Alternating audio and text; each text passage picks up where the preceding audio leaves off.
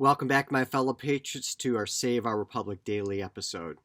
Today I'm going to continue our discussion about patriotism and specifically about why it's not a dirty word.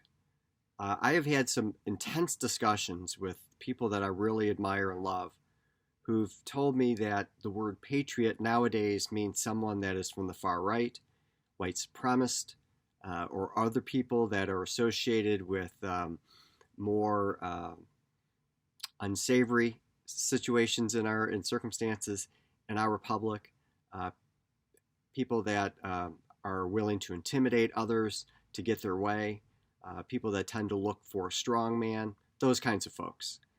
I just want to put that to rest. I do not think that the word patriot should be corrupted by those kinds of people. As I explained in our last episode, patriotism is defined by the Declaration of Independence, our founding first principles of the rule of law, unalienable rights, limited government, the social compact, equality, and the right to alter, abolish, and oppressive government, and our Constitution, and trying to love those ideals. And you can be an American patriot, as I defined it that way, anywhere in the world. Well, one of those fundamental principles, founding first principles, is equality. And if you don't believe in equality, then at least in my view, you can't qualify to be an American patriot. If you don't believe in a social compact but that believes in representative government, then you fall outside of the definition of American patriot.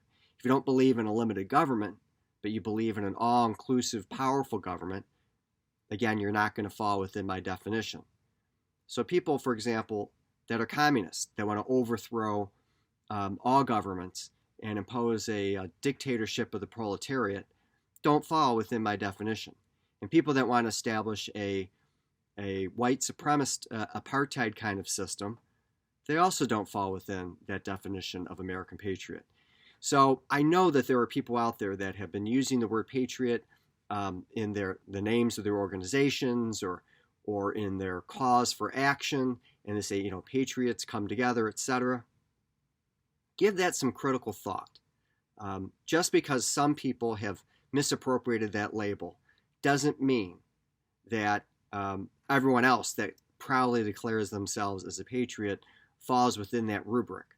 And it's really maddening to me that some people in our country have now decided that if you use the word patriot, and I use that all the time, right? The co-founder Patriotweek, Patriot Lessons, American History and Civics podcast, etc., that you must be in allegiance with those kinds of people, white supremacists and others, or people that fall outside of the ambit of our founding first principles, the Declaration of Independent Constitution. So I want to lay that to rest right here, right now.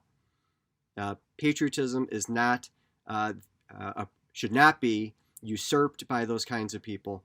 Instead, true patriots, true American patriots, need to fight to make sure that word is not abused, but instead is appropriately used by those that love our country because of the Declaration of Independence and the Constitution, not for other reasons. Don't forget about America's Survival Guide, How to Stop America's Impending Suicide by Reclaiming Our Founding First Principles in History. You can find that at www.americasurvivalguide.com, patriotweek.org, and the Patriot Lessons American History and Civics podcast, which you can find on all podcast players. Until next time, God bless you, and God bless America.